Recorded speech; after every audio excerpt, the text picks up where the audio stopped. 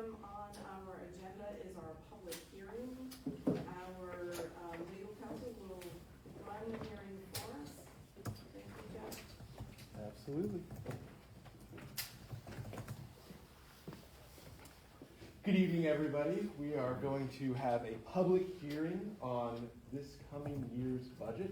This will be an opportunity for the citizens of Baldwin to comment and share their views with the City Council about the budget for the upcoming year. You have copies of the agenda and that budget as well, and this is a process where the City Council can hear and respond to any concerns that y'all have. So the only real parameters are that your comments in this portion of the public hearing should address the budget, which is a pretty large scope of a topic to talk about, but it must be limited to the budget. And there's a time limit of 3 minutes for each speaker. With that, we can go ahead and open the public hearing to anyone that would like to speak about the budget. There was a sign-in sheet, I believe. Was there a sign-in sheet? Yes.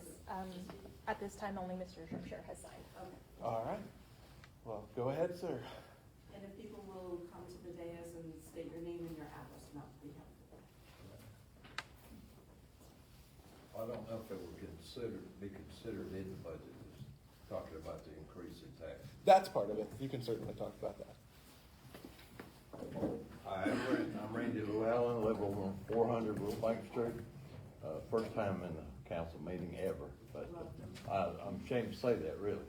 But I'm concerned about the intent to possibly raise taxes. And I feel like maybe the council should look at possibly maybe having a 1% or 2% increase in sales tax in the city of Baldwin. It's a little unfair to older 65 and older homeowners in Baldwin that, we, especially like myself, I think there's 1, 2, 3, 4 on my street. They're 65 and older, and I only have one income, and that's Social Security. So I was wondering if maybe the council would consider that. And that's all I got to say. Thank you. Mr. Llewellyn, before you leave the dais, do you avail yourself of the homestead exemption, senior exemption? I'm sorry, I can't hear you. Yes, we're on. Do you have the exemptions, the homestead exemption, senior exemption? Have you? No.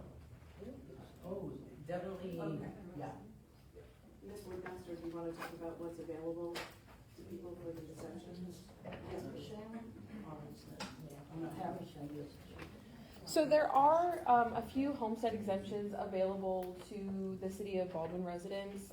Whether you're in Habersham or Banks County, they apply just the same. For city taxes, we have a standard homestead exemption, which is $5,000 off of your property tax valuation. There is a disabled vet and disabled vet widow exemption. There's a senior exemption that is $10,000, and those do need to be applied for before April 1st. But if you guys come up to City Hall, if you haven't applied for it, and speak with Erin, our city clerk, she's happy to get that application filled out or assist you in filling that out.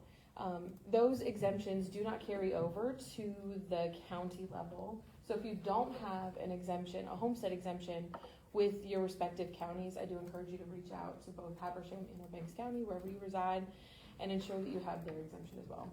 Those are only, the standard homestead exemption for both of those counties is only $2,000, but it is still a reduction.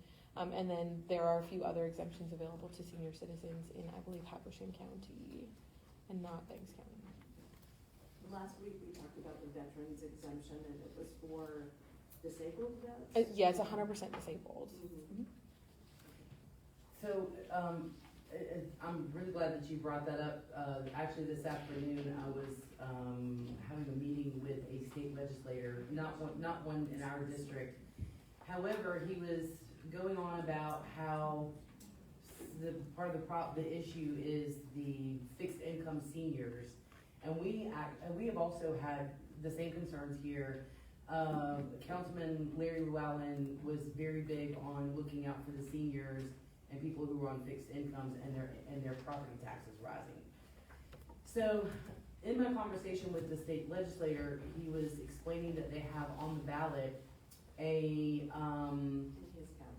in his county, not in ours, not in our district, but in his county, they actually have where there's a certain amount of money over and above retirement and your any kind of pensions and social security. They can make up to $113,000 over that, and their property taxes are still frozen when they go to put in their exemptions. Their property tax is frozen right there, and they can actually make up to $113,000 over and above their retirement pensions, and not have to worry about that being frozen. Now, if they earned $114,000 over and above their retirement pensions, that they would no longer get that exemption. But they could reapply for it and it would get frozen in place where it is at that time. I felt like that, my mother lives in Habersham County, my husband's father and parents are in Banks County. Unfortunately, in Banks County, after 62 or 65, you just don't get to apply for the school tax to no longer be charged to you.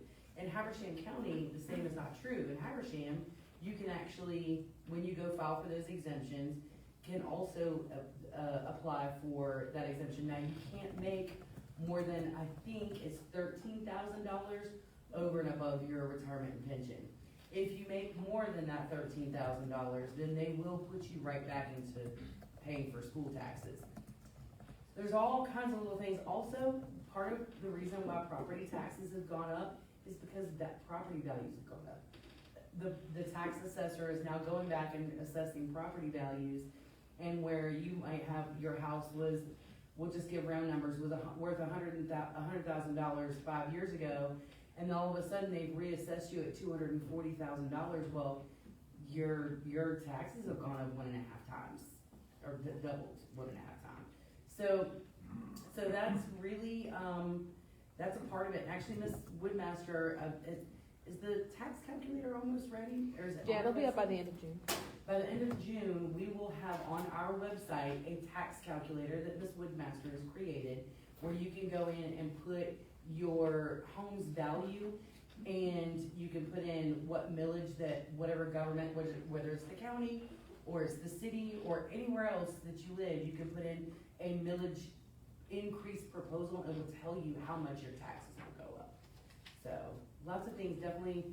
You said you were on Wilbanks Road. Are you in one of the newer homes out there? Wilbanks Street. Oh, I apologize. Never mind.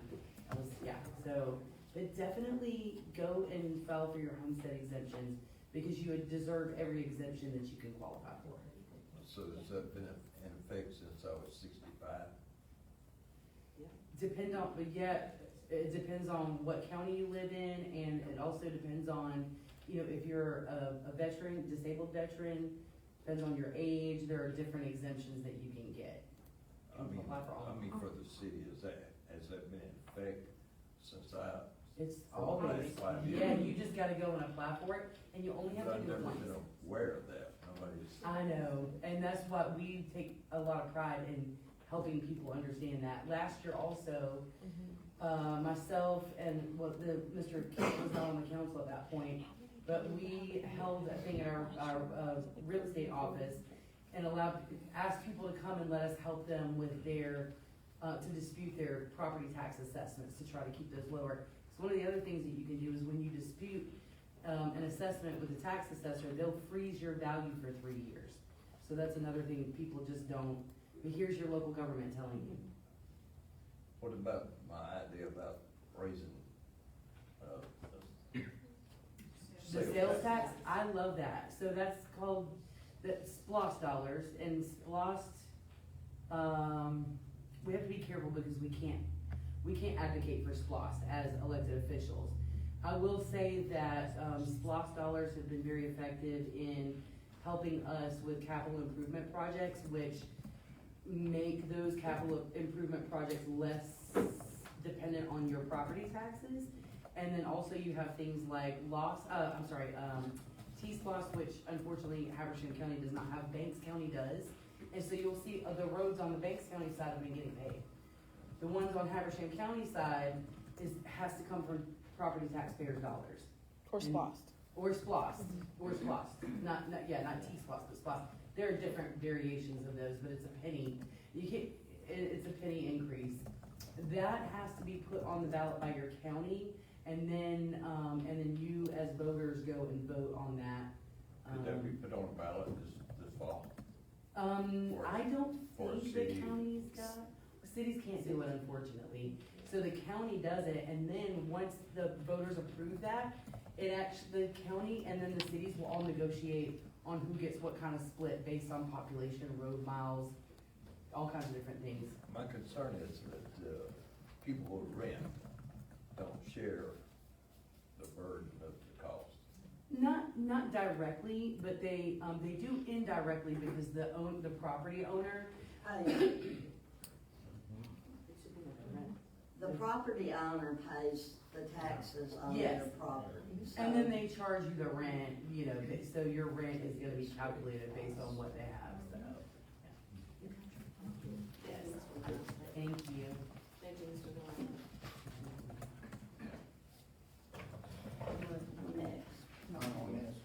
Okay.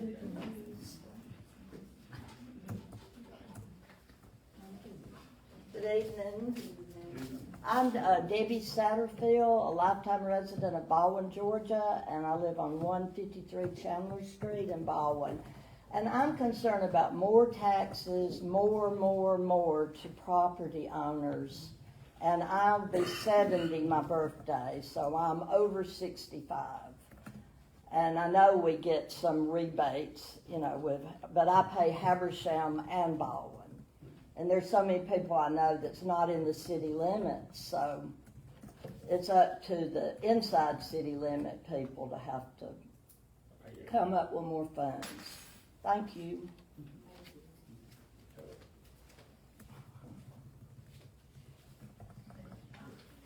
Do I have to stand up there? Oh, come on.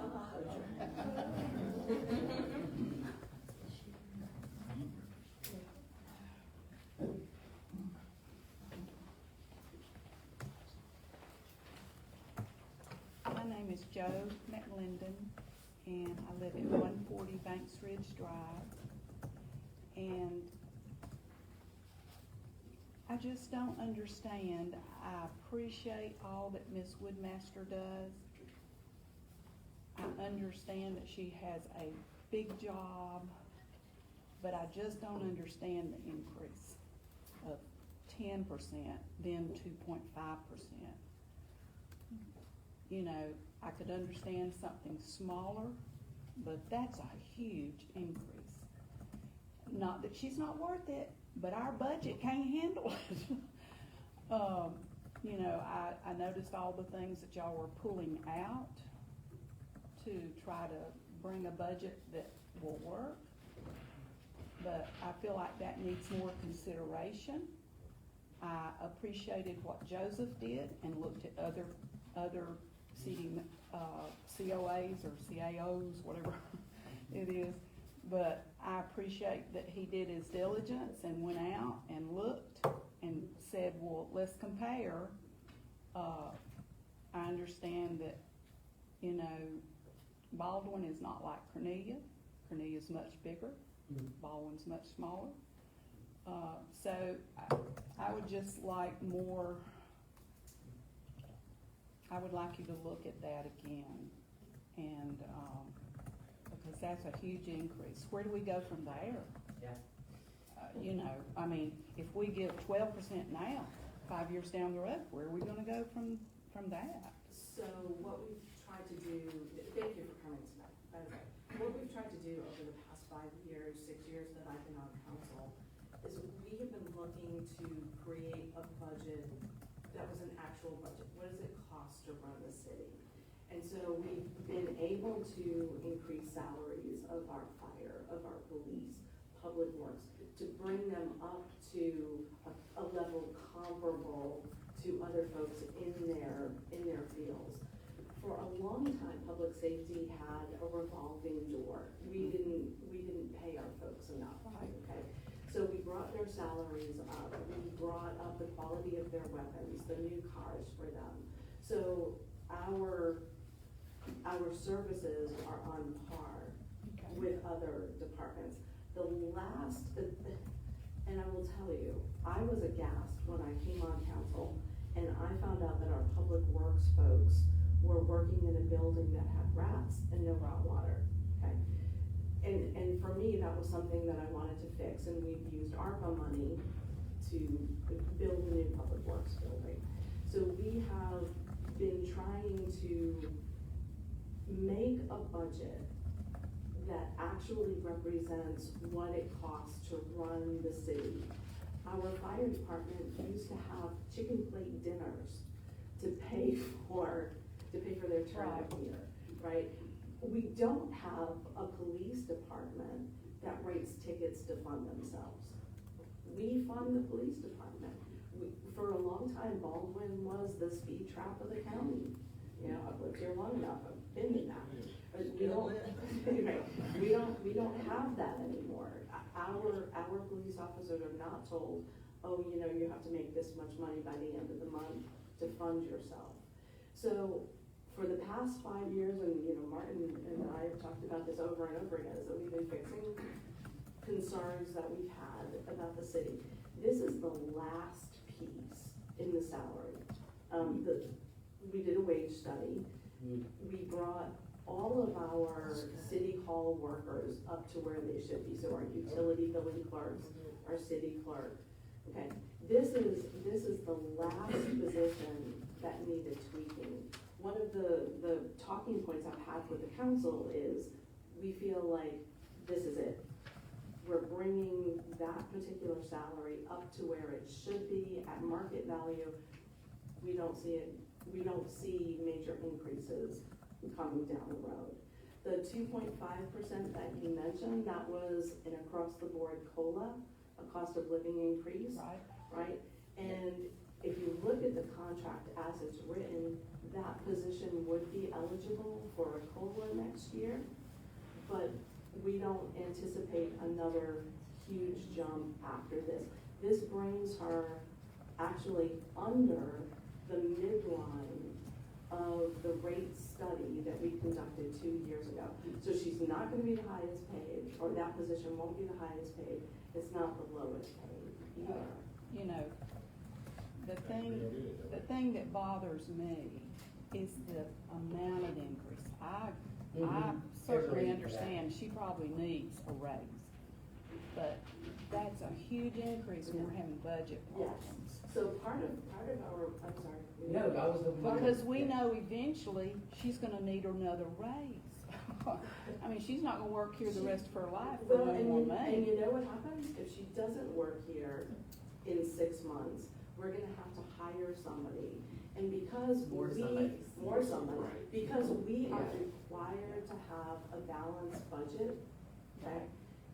If we can't find somebody who will accept the salary as it is, then something has to get cut from the budget, right? I would just like y'all to relook at the percentage. I understand. So that was the percentage, so I was hoping that you would explain. So the percentage has been a hot topic because now Habersham took great joy in saying, oh, there's a 60% increase because they know that's gonna get you to clickety-click on their articles. What in reality happened was that she was actually making less than some of our department heads, because we threw her into a position. Council at that time voted to terminate the contract of the city manager at that point. So what happened was we threw her into a position where she was running the city in conjunction with our finance director.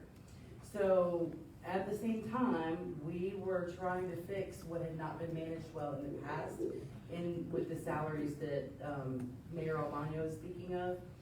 And this is why, in foregoing a raise for herself, first got everybody that works under her up to par. She would not accept a pay increase at that time, and we tried to get her to do it, wouldn't do it. So last year, it was a 60% increase, is that right, Mr. Neese? Is that what you wrote in the article? Yeah. 60% increase because she was at $65,000 when we put her into that position. And she went up to, I don't remember, it was a 60% increase. But it was a salary correction. And we weren't comfortable giving her a raise until we actually did that pay study, which was not cheap. And Demris, also, because we get along with Demris, they asked that we share that pay study with them, and that's actually what they based their city manager's salary on, because they were between a rock and a hard place. Actually, they had hired their city manager before they even figured out a salary. And so, because they were in a really rough spot. So that said, we knew then that we could get her to 104, or that position to 104, which was still under the middle of the road, knowing that, and then this year, my reasoning, I'm the one that advocated for the 10%. She didn't ask this. The reason I asked for this, or proposed it, is because I don't want to be in another position where now Habersham, or the newspaper, gets to write an article that gets all of you upset and inflamed. It's like, oh, 60% increase, yeah, that would piss me off too, because I wouldn't understand. But we're telling you here's another thing also, we're discussing her contract, the CAO contract, in an open meeting, publicly. Previously, the city manager's contract that I'm sadly, I was brand spanking new, not a great decision, and I own that, but we agreed, as council, agreed to a 4-year contract, and there was some discussion of a raise, of a $20,000 raise, but that position hadn't been filled for not quite a year, maybe just a little bit more than a year. Council at that time was not okay with increasing it to a $20,000 pay increase. So the discussion went away. I contacted, actually Councilman Llewellyn asked me, hey, whatever happened to that discussion? And I said, well, I'm not sure. Let me ask Mayor Pro Tem at the time was Jeff Parrish.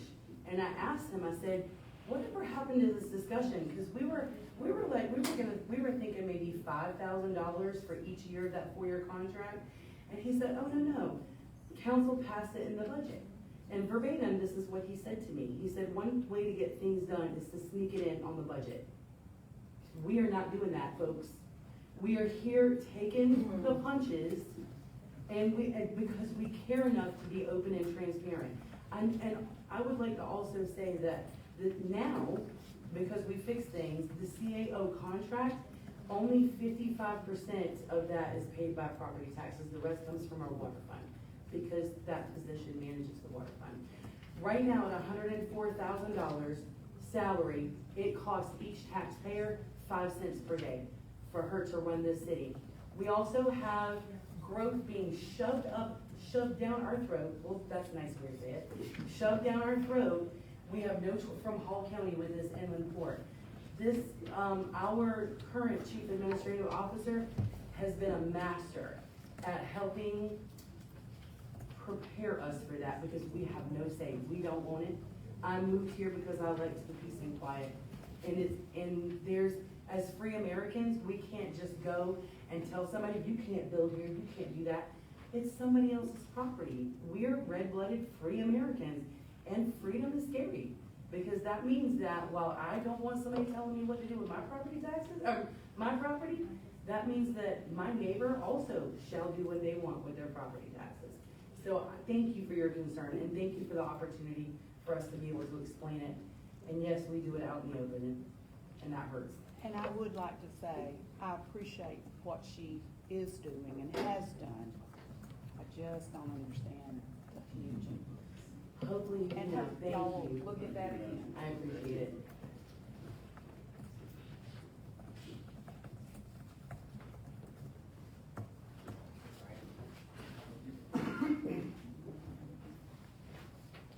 Hi, my name is Micah Zach. I live on 196 Domus Court. That's my mom over there. We are property owners, and it has recently come to my attention that the Baldwin officer compliance order. I'm sorry. The property ordinance officers have become revived essentially. Yes. And I believe that their use of tactical gear and ultimately their methods are a bit intrusive and antagonistic. I believe that they do not need to have to be kitted out with firearms or vehicles that they are, and I believe that they should also be held to the same ordinances that are listed here. So recently, my family was targeted for having cars parked on the side of the road next to our house rather than in the driveway, which is not listed specifically as something that is against the rules in these ordinances. But we were still let with a warning on that, and we're not sure if this will lead to further agitation from this officer or not, but we are concerned that it may lead to such a thing. And ultimately we believe that he should abide by the same rules, or these rules should be amended in such a way that he's working with them. Thank you. Yeah, do you want to phone? I'm not, this isn't coming from me. Okay. Are there? I mean, I am annoyed, but that's not the words. No, we appreciate you being here. Thank you. I love seeing young people here. Are there any signs on your road that say no on-street parking? No, ma'am. Okay. And the reason for us parking our road in this way, or our car in this way rather, is that our parking space is too steep to properly park our car. I mean, I'll come up with that, but I guess that answers some of the questions you might have. Sure. But I don't know if any of this is what you're doing. I'm sorry, I was going to relate No, it. you're great. Our code compliance officer is, actually a sworn officer. He was a part-time police officer here with our, police department. We were waiting to hire, we had to wait to hire another, officer to be able to put him into the code compliance position, which our residents had overwhelmingly asked for. Because we've just got, we've got a lot of issues, and it brings down property values for some of the things that we've got going on. I do know, one of the things, and I don't know, Emily's the expert on this, honestly, but I do know that we've had some issues with the fire department getting their trucks in when there are cars parked in the road, and so it is a safety issue. So we lived there for 4 years, and the house I bought, the people I bought the house from, I know they parked where I've been parking. Yeah. If you look on Google Earth, you can actually, there's a sliding bar, you can go back in time, like 20 years. Oh, yeah. Everybody always Has parked always where parked I've- there? Yeah, the driveway's like this, and we were even building stairs in a hillside to make it easier to walk from my back porch to where we park, because that's where we park, and now it's like, oh, these stairs are pointless, I guess we'll stop them. But, so also it was just unclear because, so he didn't give me any kind of written warning, it was verbal, and I didn't know exactly like what is the exact code, and if I did know, then maybe I could look it up and understand better, like what, can we have anybody park there, like, Sure. if we have guests, like what are all the details, and I don't have that because I didn't get a written notice.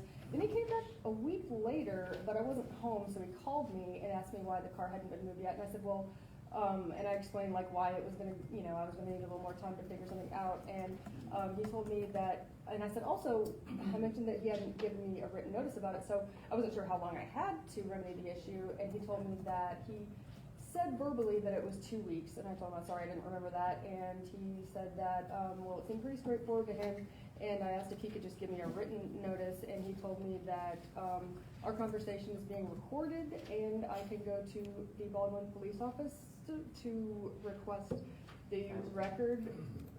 I think that's, He wears a body cam for transparency. okay. But this is over a phone Like, call, I- for the record. This is over a phone. This was a phone call, but he told me both conversations were recorded. Yeah, gotcha. Is it, So it is just it, sort is of it, felt weird, and you wanna know what you can do, Why- and where, and what is the actual code that tells you that, yeah. sure. Oh, go Well, ahead. maybe Ms. Woodmaster, for sake of time, maybe Ms. Woodmaster can take your phone number and we can get back to you in a couple of days. Yeah. Because, Mr. Zach, one of the things I would like, you held up a piece of paper, I'd like to know what you held up. So maybe, I printed it off of, the city the website. ordinance? Yeah, okay, I just don't know which it's like ordinance. derelict property Like, ordinances or something like derelict that. property. Okay, can you show it to our board? Thank you. Also, who owns the, lanes where you guys have been parking? Me, Oh, I live there, my Yeah, house. it's, you're talking about parking on the street. oh, I thought there was my little road that, okay. Street. Oh, I see, okay, I'm sorry, I was trying to problem solve. I live in one of those neighborhoods too where you can't park on the street. Yeah. Yeah. But I would have the police run our house all the time because the fire trucks came in. So, I think fire trucks, rescue. And your name and your phone numbers, please. Yes. So, this would not go back to my computer. Okay. Sure, totally. What about what exactly? Just about the Just see exact what's going on rules? and- Okay. He told me that he was following the International Property Management Codes book or something or another, and I was like, well, where would I find that so that I would have this information? And he told me that I could buy it, and I looked online and it's $55, and I won't be buying it. I just wanted to know how to follow the rules better. In the background, I think here Thank was- you. I'm sorry, I didn't get your name. It's Elizabeth Kanzler. Elizabeth. I also think it's a little bit excessive to have to request, a record of a phone conversation, and instead of him just giving me a written notice. Seems out of the way. We'll find out. Yeah. Give us a Thank couple you. of- Thank you so much for Thank coming you in so tonight. very much. Appreciate it. Thank you.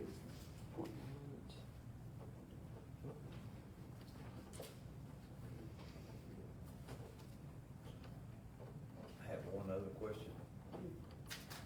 Would you like me to stand or? I'm sorry. In this, proposed budget here, there's an increase of $25,600 in franchise fees. Is that fee, assessed to different companies? Is it? Yeah, Is it? You wanna take that? And that's in the proposed budget. Isn't that ultimately passed on to the homeowners? No, if you look at your, well, yeah, Mr. Master can explain it, I'll just be. The franchise tax is assessed to different companies, but it is the utility companies, like Atlanta Gas I know Light, I Georgia have it on Power. it's on my bills. But Yes. it's not a fee that we assess, outside of the standard franchise tax that exists in the state law. We don't set a new fee, it's not a new rate, it's just that there's additional, users in our system, that's why there's an increase to the budget. We're expecting more, We're in other expecting words. more money. And But those there's no franchise change to the fees- fee. Those franchise fees, you pay them on like your phone bill, your power bill, gas, any kind of utility. Those utility companies give that to the city in which their infrastructure lies. And so They're constantly increasing. they are, and I'm not sure who sets those, is it the state that sets the Public Service Yeah. Commission that sets those franchise fees, and that is paid through your utility bill, and but the city gets some of that, and that helps offset your property taxes. Yeah.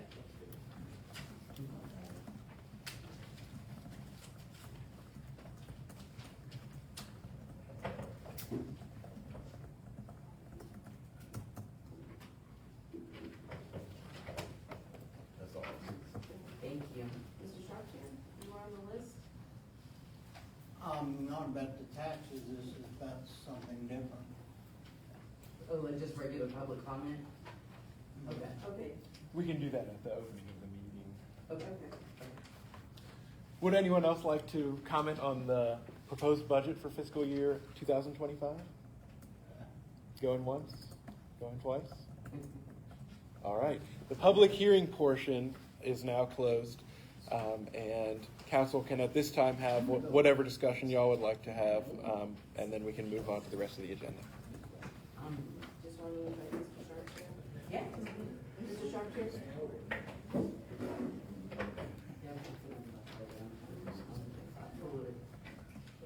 Jack Sharpshire, Channel Heights Circle.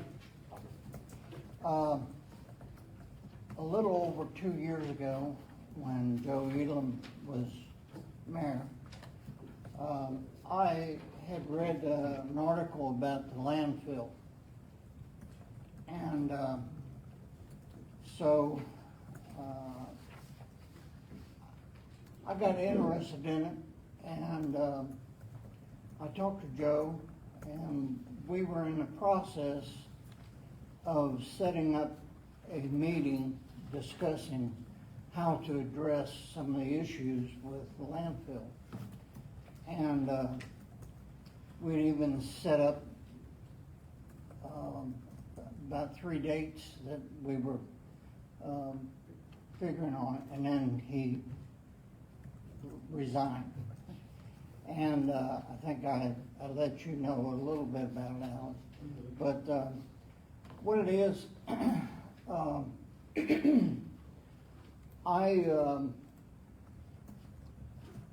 I wanted to set up a meeting with different people that would have input to this idea or program. And what it is, I can give you a kind of a short scenario of my idea and so forth. And what it was, I wanted to get, I don't like to use the term use the kids. I wanted to get the kids involved in it. I used to smoke, and I wasn't interested in quitting smoking, but my kids pressured me and I quit. And so I know that avenue is a good source to get you to change. So what I was talking about was getting a program on getting people more interested in disposing of items a better way, rather than just putting them all in the garbage can. And what I proposed was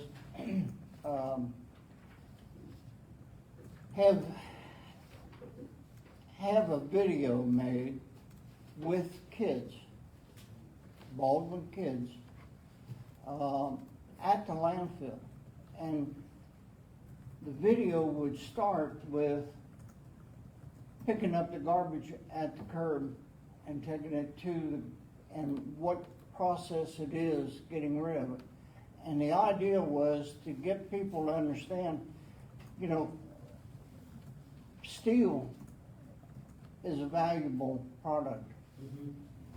And a lot of us throw things in there that could be recycled.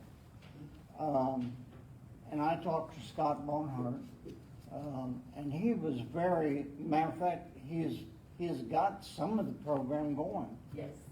And, but He's our public works director. it was getting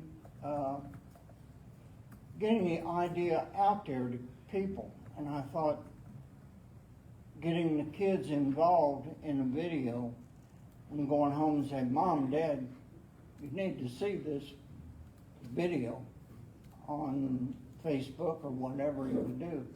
And also getting North Georgia Technical College to do the video, because they have kids up there trying to learn.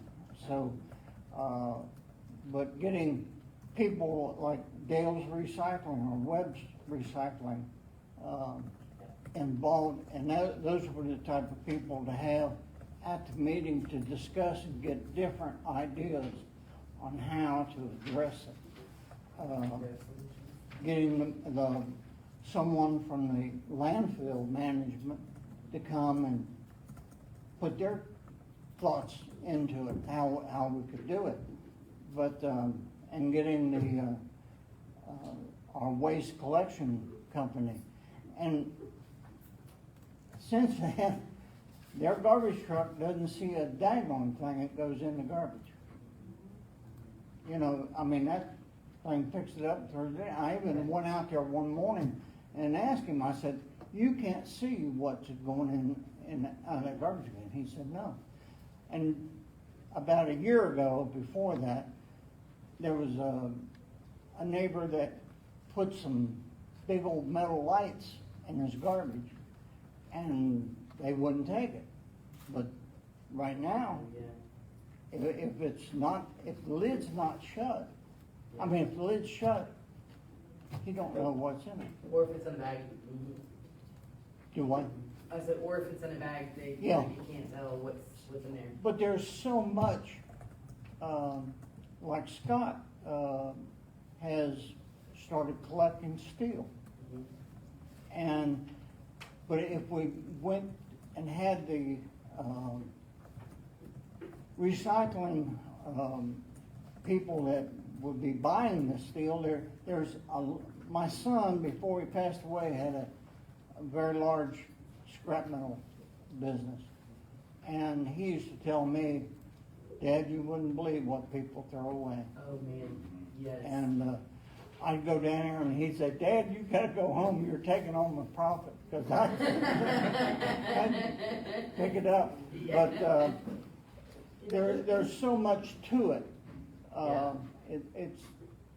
But there's a lot of opportunities, and I'm not saying it could be a lot of money for the city, but we're not gonna fix the landfill problem because there's too much plastic.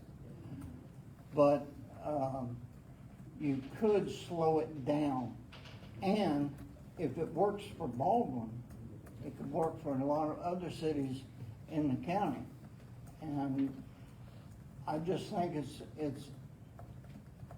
it's an idea. I think I'll gladly work with you on it or whatever, but you need a lot of people that have different ideas on how to address it, just like someone from the school. You know, how could we do we get the whole school up there, or just a group, or how, you know, and from the management of the waste landfill, what would they have to say, and how would they do it? Well, no doubt youthful brains are really good at problem solving and figuring things out. They're also really good about getting people riled up about stuff. So I don't think your idea is bad at all. I will say that I think most of us, Mark and I recycle, Stephanie recycles, Eric recycles. I've asked the question many times why we don't have that. Yeah. It's too expensive. Yeah, the cost so the reality is that rate recycling does cost People money. do buy the products. Mhm, Let that money go. Yes, and actually Miss not to the cities, but Miss Woodmaster found a company that will take glass and are they in Georgia? Was it Savannah? Or Texas? No, it was in Louisiana. That's right, Louisiana, and we were like, how can we get them here? Because there's so much glass. I mean, I contribute a lot of glass anyway. They turn it into sand, and they do all kinds of things with those sand, craft sand. So it's amazing. We talk about these things. You know, we have Rev Solutions that's now up and running. They're looking for a little more land so that they can actually compost the biosolids that they're receiving from us, which is not going to the landfill. In addition to that, when they do start to compost, the wood chips that the city comes around and chips up for the city, that's the carbon. And so instead of it getting piled up on that abandoned road, that carbon will be going to them to start composting. It's quite a bit, and they will take every bit of it. And in exchange for that, our residents in Baldwin will be able to get compost for free. So we are very much of that frame of mind. The conservation is actually in our mission statement. And so, so I love that. And Baldwin, we are trailblazers. They don't like to admit that, but we see the little footsteps that they follow in. And so I don't think it's a bad idea to, again, reignite that conversation with the ones that actually can do something about it. Because we do as much as we can, but we have no control over them. But I appreciate that. Well, I realize you don't have control, but I went to the county. Yeah. I had a meeting 2 years ago. Mm. And, of course, they got a lot on their plate, and I understand that. But, if you consider what it's gonna take time-wise and money-wise to build a new landfill, Right. I was involved in a little bit of that a long, long time ago, and it's out of sight. Right. It could take years just to get the permit to buy a piece of property to do it. For sake of time, we need to move on, Mr. Sharpshair. You and I have talked about this too, you know, I'm in agreement with this. It's just also a matter of staffing. You know, who do we have that can do this? Maybe somebody who's listening is looking for a community initiative, a project to help the city with. You know, the landfill is a county issue.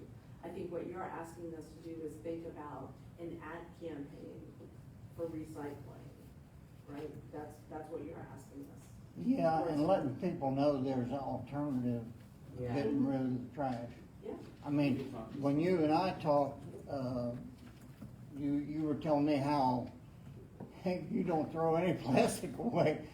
And I was ashamed to think, and that's the kind of information that we can pass on to people if we have the avenue to do it. Yes. But This is a complicated conversation, maybe we need to sit down with a bunch of people. We And did. Eric's, Talk to some other cities. yeah, and talk to, yeah. Chicago has a great trash, I mean, you can put Yeah. anything out to the curb. And let me tell you something, I come from a place where recycling is mandatory in Right. most communities. Yeah. They find a way to pay for it, and make it work. Yeah. It can be done. Yeah. Do you want to head an initiative? Raven County. Yeah. What am I? Well, one of the things that we did talk about, Phone calls. Yeah. one of the things that we did talk about that, while it's not plastic or glass, we did talk about aluminum cans and, Yes.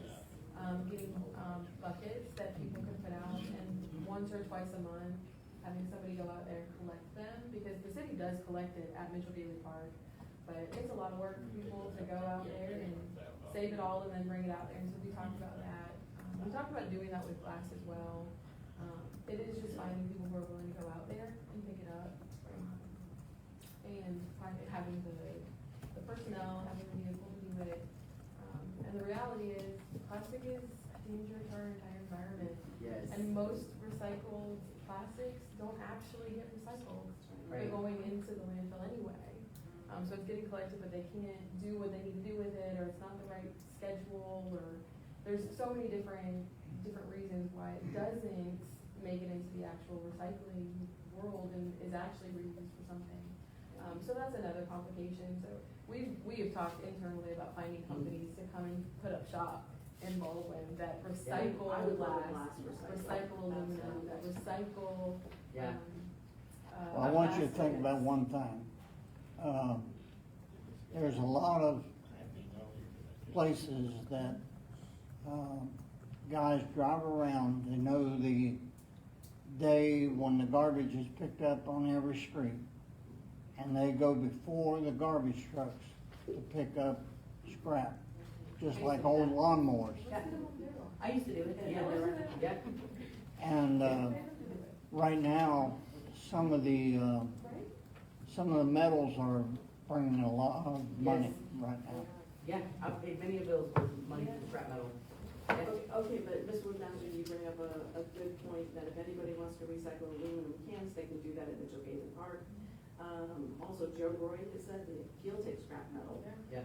Our fire chief, if you call him, Public Works will take it too, as well. Yeah. If you call, They would be fighting we'll over our take it. scrap. and I had a citizen today ask if we could do a second, Which we did Yeah. after this last cleanup day, because that was a conversation that we had during cleanup day. Yeah. We talked with, our public works director about that, Put my stuff down. and doing one in the fall. yeah, as well. so, let's not let them get away from us. Yeah.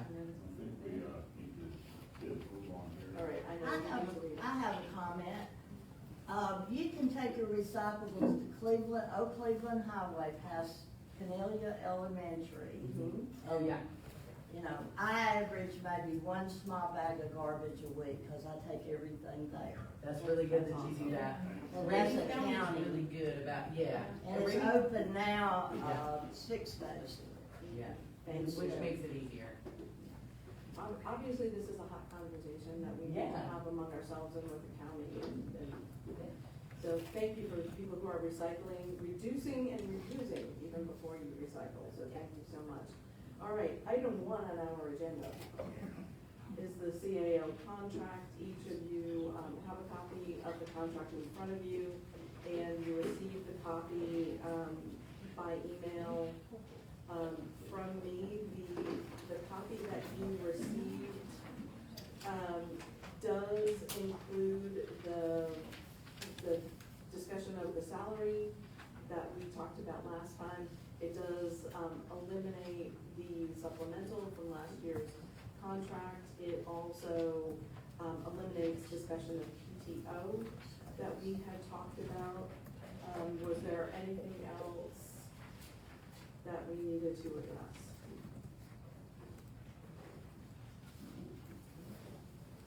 And I was kind of confused about his last meeting. I think you mentioned that this represents the legal counsel and everybody was wide-eyed and looking around all crazy and everything, like, why wouldn't you want this to be reviewed by the legal? Because I think there was a comment made that, oh, well, that's not how it works, so why wouldn't they? I mean, this is a 16-year contract, I want legal to look at it. And they have looked at it a few times, yes. So what was that about then? I'm confused. It was about the evaluation. Right. Oh, okay. Yeah, it was Evaluation. It was evaluation. about the Oh, okay. evaluation from the cover. Yeah, And that has The evaluation happened. piece, okay, got it. yeah. Legal should always. Yes, they always look at the contract. It's a requirement in your contract. That's what that's what I was confused about. I was Yeah. like, why was everybody looking around all We have a crazy? comment from They said the Councilman legal was Spencer. reviewing it. Yes. It was. That was the evaluation, not the contract. Yeah. Thank you. Unfortunately today, I have to head out in a couple of minutes here, and I just wanted to say one thing real quick before I go. It's important to remember that should the current CAO decide to move on to another position, or anything else happens that compromises that position, if we are below market value on that position as far as compensation is concerned, we will not be able to hire anybody to replace her. And that is my reasoning behind going for this increase. Now, I'm going to be straight up as far as the budget is concerned, and jump all the way over the budget to millage rate. When we did the last millage rollback, after we increased it, I made a promise that I will not go for another increase in millage rate, and I stand by that promise. I will not go for another millage rate increase. And I think that we have to find a way to make sure that all of our positions in the city is at market value. Should anybody decide to leave or anything happen to them, we must be able to hire somebody to replace that person. I've been laid off from 2 very large corporations, and they paid me extremely well, but that was the market value. And the only way they could restaff my position was to ship it overseas. And listen, folks, I can tell you, that if you pay subpar, you're going to get subpar employees. And it's not going to work out in the long run. I understand the concerns about the budget. Good Lord, I'm a taxpayer too. It hurts every time. But we have to face the realities. We're living in an economy where everything's cost is increasing rapidly. Pretty soon we're going to be in a situation where you cannot survive as a family with anything less than $70,000 a year if you're lucky. Trust me, I come from that world where we saw 200% property tax increases in 1 year. I've seen it happen. And part of that was the fact that people refused to pay their employees and things started breaking and they got behind on audits and all that. So that's my reasoning behind it. I hope that sheds a little bit of light on my view of it. And if you have any questions, feel free to reach out to me. I will discuss, I will explain, I will work with you. But it is important to remember the long-term goals here. We can't give up short-term benefit for long-term suffering. Anyways, with that, I have to go drive a bus with 20 screaming kids for the church. And I'm captive in the bus, I cannot get much as I enjoy y'all's company, I have to say thank you so much for coming today. During the first year and a half of my seat, of my presence on this council, I lamented the fact that too few of our citizens come in and talk to us. We are all a team here, folks. There's no way out of it by ourselves. We all have to stand together. But thank you for being here. Have a great night. Council, have a great night. I hope not to talk to you all for another week. 2 weeks, yeah. Yeah, that was, good luck with that.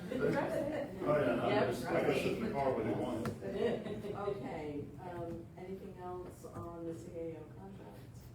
No, I just wanted to, point out one thing, that if that CAO goes away, it's not one position that we have to replace, it's like 3 actually, so. Anyway, I just wanted to put that there. That's it. All right, moving on to new business, FY 25 appointed positions. Mrs. Masters, you want to lead us through that?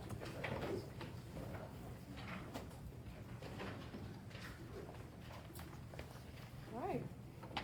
So on page 8 of your packet, you have the proposed appointments for the fiscal year 2025.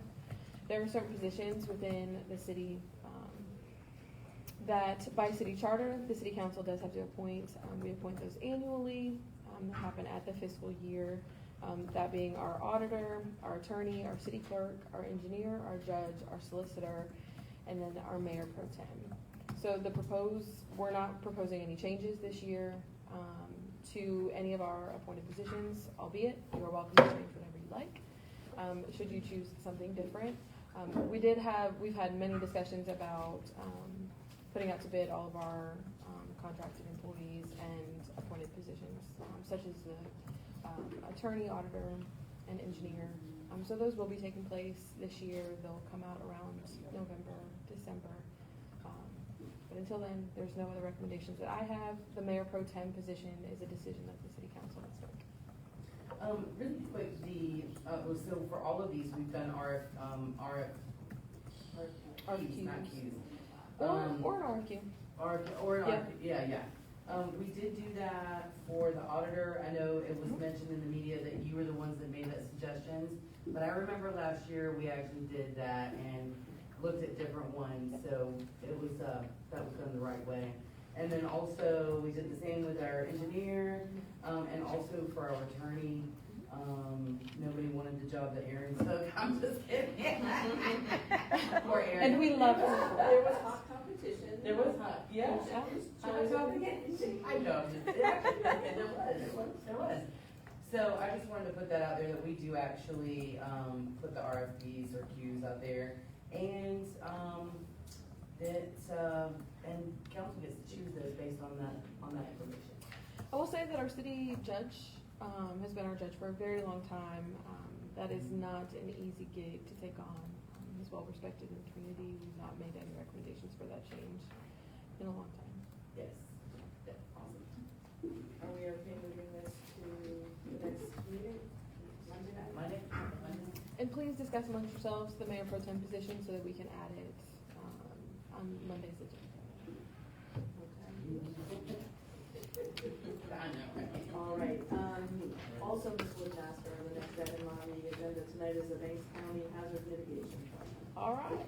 Banks County's hazard mitigation plan has been approved by GMA and FEMA. These discussions happened almost 2 years ago. It does take a long time for these documents to get approved. We spent, I think it was 6 at that time, meetings in Banks County. There was a number of us that went. I think Martin attended one. Former Mayor Joe Elam attended. I believe all of them with myself and our chiefs of police and fire. We added many things to our hazard mitigation plan. If you guys have not read a hazard mitigation plan, I encourage you to read it and take your time because it is a hard read.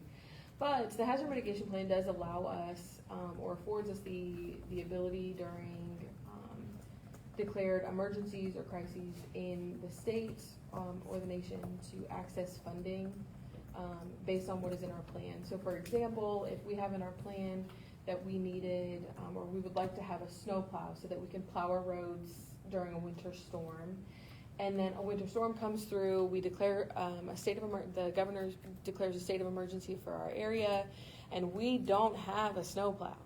We can go after that funding for that.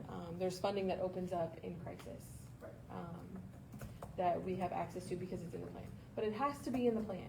So these plans do require planning, some intentional conversation among city staff. We actually just finished our Habersham County one this past year, the conversation, so that'll be forthcoming. And we've added a lot to both of them. And we decided during the Habersham County hazard mitigation plan that actually city staff, department heads, and members of the city council will meet annually to look at the plan and see if there's anything that we want to change, so that when it comes time to change, we can actually submit a change at any time. So if we decide that we need something, we can put it in there in the event that funding becomes available and we need that, we can go after it.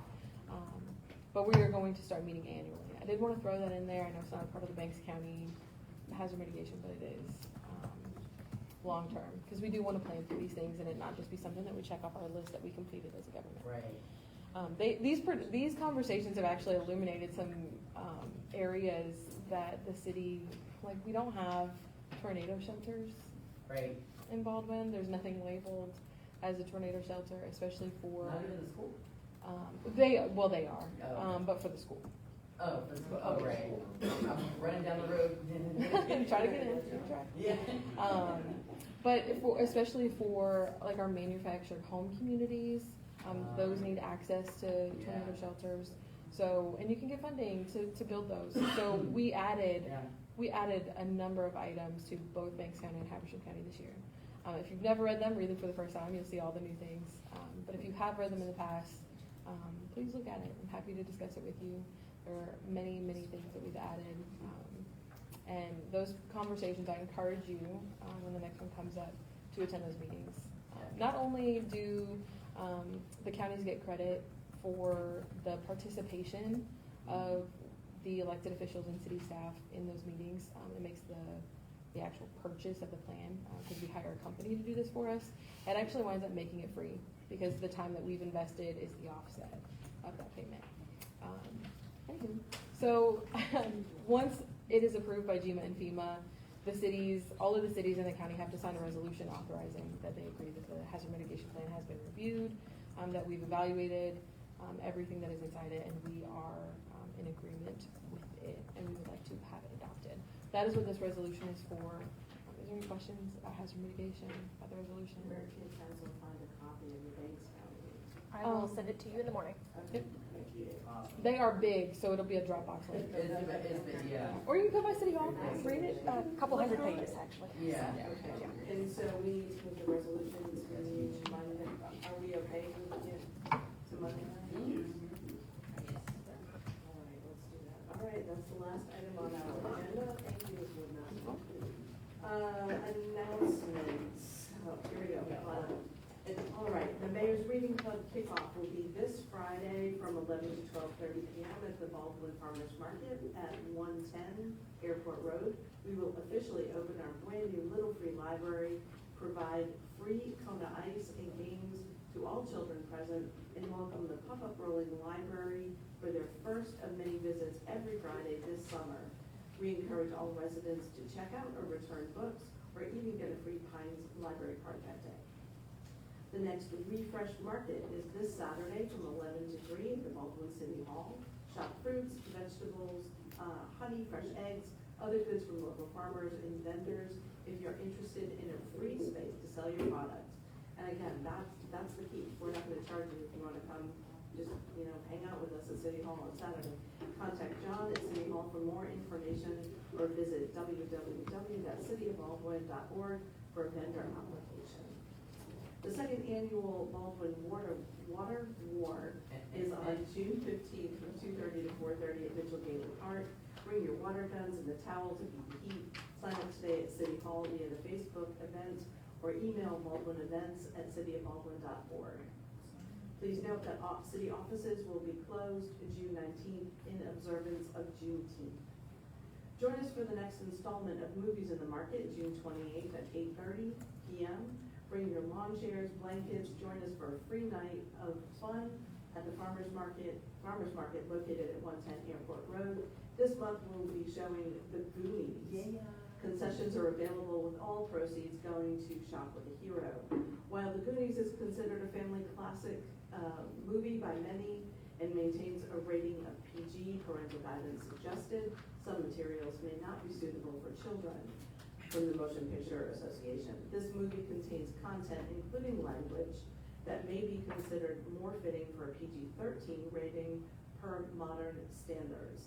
The City of Baldwin encourages parents to research films to determine whether or not their own child should attend and view. I will tell you, we had a great turnout last Friday night for Moana. That was really a lot of fun. Yeah. Who knew Miss Woodmaster could sing every song? And the fire department. And our fire, right, yes, That was amazing. It was really a That's fun fun. night. It's a nice night, free night, just come out, sit and, watch a movie, Yeah. talk to us, socialize. That was a really great night, so, thank you for doing that. Any announcements from staff? Any announcements from council? Okay. Citizens, staff, mayor, and council. As some of you may know, I got married on August 5 to a lovely girl who lives in Asheville, North Carolina. We have decided that I will move up north to be with her. I'm putting in my notice that my tenure will end at the closing of the July 29th, 2024 council meeting. I chose this day because this gives ample time so the next council person can be included on the November 5th presidential ballot in order to not cost the city nothing at all. Baldwin citizens, post 2 is up for grabs. Please enter in August 2024. I would like to thank the mayor, council, staff, and most importantly, the Baldwin citizens. Mayor. Thank you for your service. Good luck. There you go. Asheville's beautiful. So, well, thank you for staying through July and working with us on the timeline, so we don't have to do a special call election, and we can coincide the election for post 2 with the November election that's already scheduled, so thank you. Thank you for your consideration of citizens and our budget over and over again, thank you.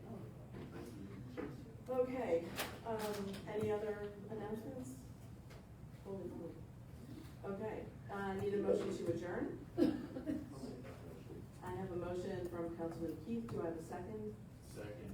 A second from Councilman Satterfield, all those in favor? Aye. Motion adjourned, meeting adjourned. Okay. Thank you, John.